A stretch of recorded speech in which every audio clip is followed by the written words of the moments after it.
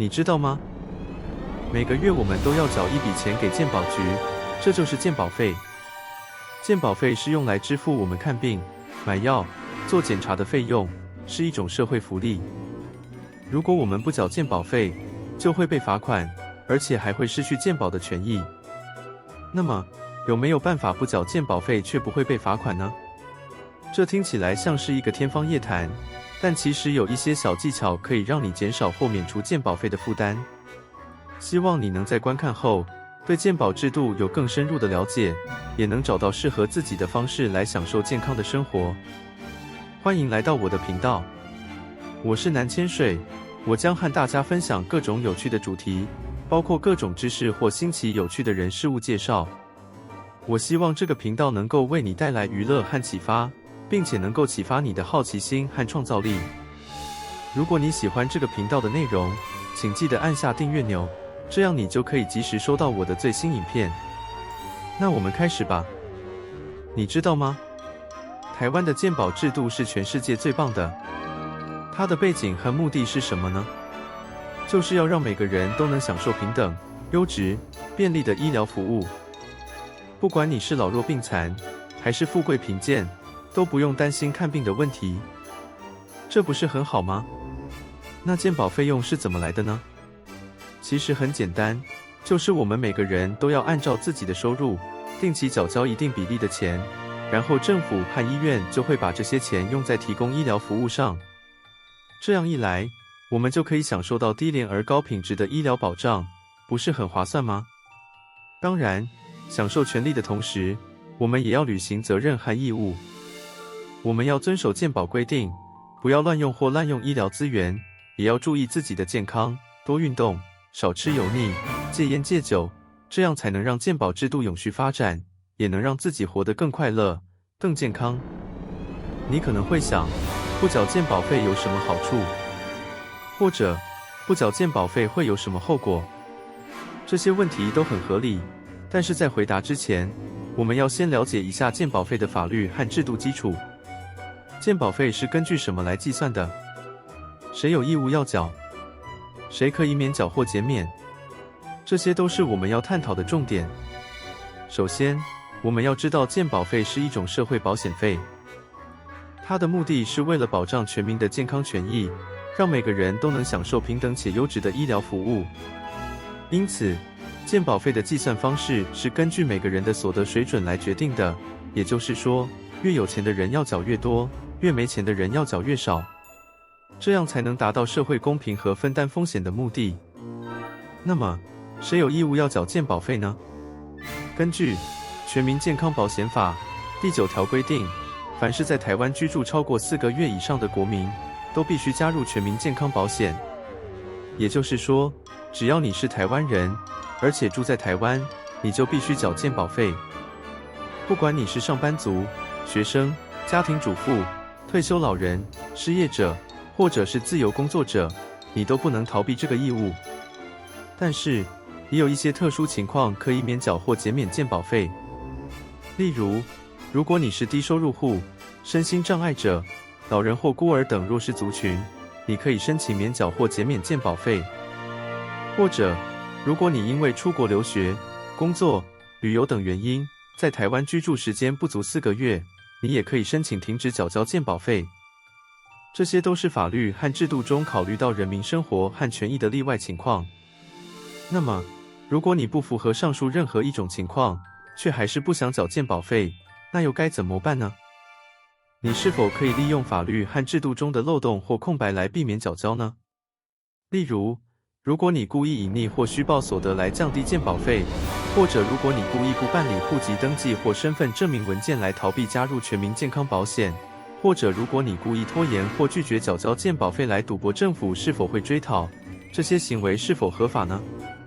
答案是不合法，而且非常危险。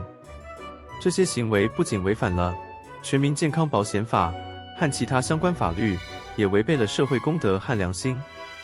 如果你这样做，你不仅会被罚款或诉讼，也会失去全民健康保险的保障，无法享受医疗服务。而且，你也会被社会和良心谴责，因为你没有尽到你作为一个公民和社会成员的责任和义务。所以，我们要强调的是，缴交健保费不仅是一种法律义务，也是一种道德责任。我们要遵守法律和制度，也要尊重社会和他人。只有这样，我们才能共同维护全民健康保险的品质和效益，让每个人都能健康快乐的生活。你知道吗？健保其实是一个很有故事的制度，它不是一蹴而就的，而是经过了许多年的发展和改革，才成为今天我们所熟悉的样子。我将带你回顾过去的案例和相关争议，分析背后的社会和政策变迁，探讨对当时政策的评估和调整，让你了解健保的前世今生。不用担心，我不会用太专业或太枯燥的语言，让你在学习的同时，也能感受到健保的人文关怀和趣味性。准备好了吗？那就跟我们一起来看看吧。例如，你还记得1995年健保刚推出时，有一位老先生因为没有健保卡而被医院拒绝治疗吗？这件事引发了社会的强烈反弹，也促使政府加快健保卡的发放和普及。你可能会觉得这很不公平，也很不人道，但其实这位老先生也有点贪心。他原本已经有一张健保卡了，但他想要再申请一张，以为可以多享受一些福利。结果他被医院发现了，就被赶出去了。这就是所谓的双卡王事件，也是健保历史上最有名的笑话之一。或者，你还记得2002年健保财务危机时，政府提出了什么措施来解决吗？这些措施包括了提高健保费率、调整给付项目、推动全民健康检查等等。这些措施在当时也引起了不少争议和抗争，但也有助于改善健保的可持续性和效率。其中最有趣的是全民健康检查这个措施。政府想要让大家都定期去检查身体，以预防疾病和减少医疗费用。但是很多人都不愿意去，觉得太麻烦或太恐怖。于是政府就想出了一个办法，每次去检查完身体后，都会送一张抽奖券给你。如果你中奖了，就可以得到一些小礼物或现金。这个办法真是太聪明了。它不仅让大家都愿意去检查身体，还增加了大家对健保制度的信任和好感。这就是所谓的健康彩券计划，也是健保历史上最有创意的点子之一。你可能觉得健保费用是一个沉重的负担，每个月都要缴那么多钱，还不一定能用得上。别担心，这里会教你一些合法的方式，让你可以减轻或豁免健保费用，让你的荷包更轻松一点。首先，你要知道是否符合申请补助的资格。如果你的收入低于一定的标准，或者你有特殊的身份或状况，例如老人、残障、孤儿等，你就可以向政府申请补助，减少你的健保费用。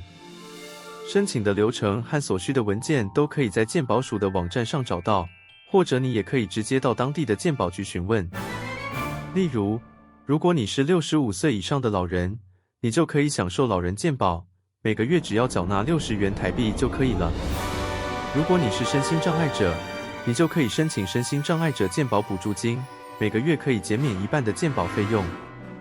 其次，如果你遇到了突发的困难，例如失业、重病、家庭暴力等，你也可以向健保署申请特殊情况下的豁免或减免。这种情况下，你需要提供相关的证明文件，例如失业证明、医疗证明、法院判决等，并且在规定的期限内提交。健保署会根据你的个案审核是否给予豁免或减免。例如，如果你因为失业而无法缴纳健保费用，你就可以在失业后3个月内向健保署申请暂时豁免健保费用。如果你因为重病而需要长期住院治疗，你就可以在住院后3个月内向健保署申请减免部分或全部的健保费用。最后，不管你是申请补助还是豁免或减免，都要记得主动沟通和寻求法律专业意见。如果你对自己的权益不清楚，或者觉得健保署对你不公平，你可以找一位律师帮你解决问题。律师会告诉你该怎么做，让你不会吃亏。当然，找律师也要花钱，所以你要衡量一下是否值得。健保署已经说过了，你要是不缴健保费，他们可不会放过你，他们会追到你家门口，把你的钱、利息和股票都拿走，还会把你的名字写在黑板上让大家看。如果你一直不缴超过10年，也不是可以免缴，而是不能补缴了。因为法律上说，10年后就没人管你了，这样你就没有健保了。如果你生病或受伤，就要自己掏腰包，那可不是小数目哦。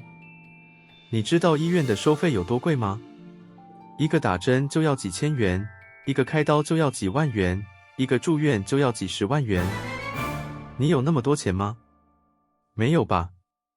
那你还不赶快去缴健保费？另外，你知道怎么省健保费吗？其实很简单，只要挂3个眷属就可以了。这样一来，你每个月只要缴一笔健保费，就可以让你和你的家人都享有健保的福利。这样1年下来，你可以省下17万元呢，是不是觉得很划算？不过别忘了，挂眷属的话，你要负担他们的自付额和部分负担哦。所以，还是要好好照顾他们的身体哦。挂眷属的话，你要符合一定的条件才行哦。比如说，你的眷属要是你的老婆、小孩、爸妈，或是受你抚养的人，而且他们不能有其他的健保身份，也不能有自己的收入来源。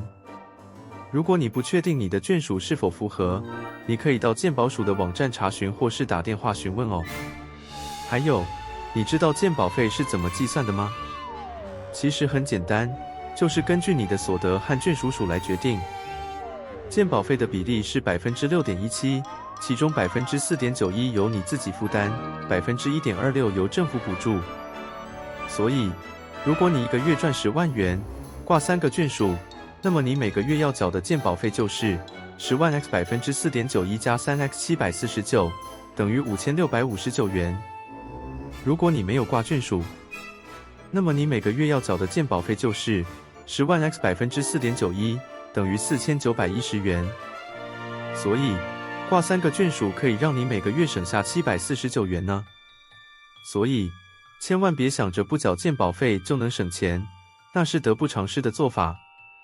如果你真的有困难缴纳健保费，可以向健保署申请健保费缓缴、分期缴纳、纾困基金贷款或爱心转介等协助措施。这些措施都可以让你减轻负担，同时享有健保的保障。详细的资讯和申请方式，可以参考健保署的官方网站或拨打各分区业务组的电话询问。我们已经看到了全民健保的好处和挑战，例如减少医疗费用的负担，提高医疗服务的品质，促进社会公平和团结，以及避免医疗资源的浪费和滥用。但是，全民健保不是一个免费的午餐，我们每个人都有责任缴纳健保费，并遵守健保法的规定，否则，我们可能会面临罚款或其他后果。例如，如果你没有及时申报你的收入或家庭成员变动，你可能会被要求补缴健保费或被取消健保资格。如果你对健保法有任何疑问或困惑，请不要自己瞎猜，而是寻求专业的意见和帮助。例如，你可以拨打健保署的服务专线，或者到你附近的健保局办事处询问。